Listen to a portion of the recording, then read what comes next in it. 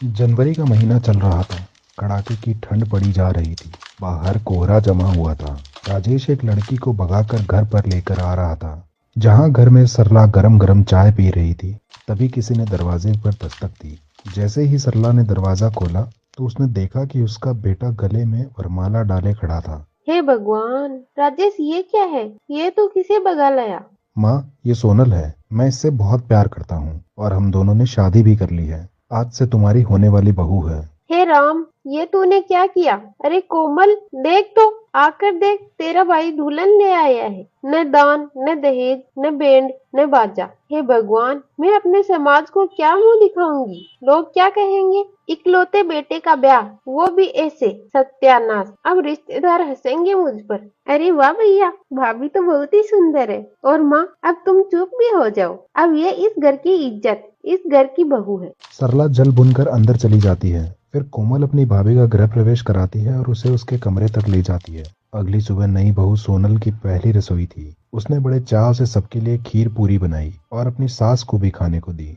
लेकिन सरला बिना खीर पूरी खाए ही वहां से चली गई। कोमल अपनी माँ को समझाती है। माँ, कब तक भाभी से नफरत करोगी? वो इस घर की बहू है। देखो ना, भाभी ने कितने प्यार से सबके लिए खीर पूरी बनाई है। लो, खा लो ना। सरला आखिरकार वो खीर पूरी खा ही लेती है। फिर कोमल अपनी माँ से कहती है।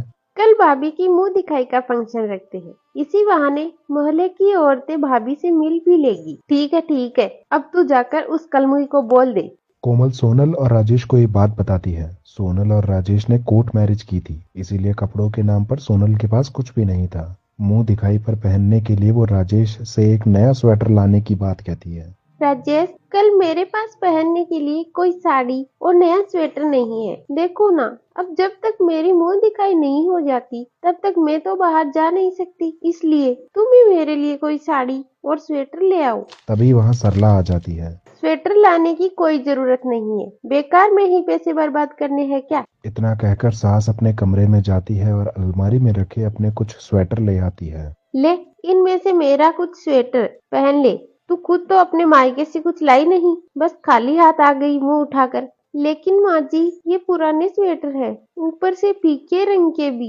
हाँ तो ये मिल रहा है। इतना अच्छा पहनने का शौक है तो लाती अपने मायके से। अरे अगर मेरा राजेश मेरी पसंद की लड़की चंचल से शादी करता ना, तो मैं उसे गहनों से और नए नए कपड़ों से तौल देती। और वैसे भी मेरी कोई दुकान नहीं है जो मैं तुझे नया स्वेटर ला कर दूं, समझी? नहीं माँ, सोनल ये नहीं पहनेगी। आप रहने दो, मैं सोनल के लिए बाजार से ले आता हूँ। शाम को जब राजेश साड़ी और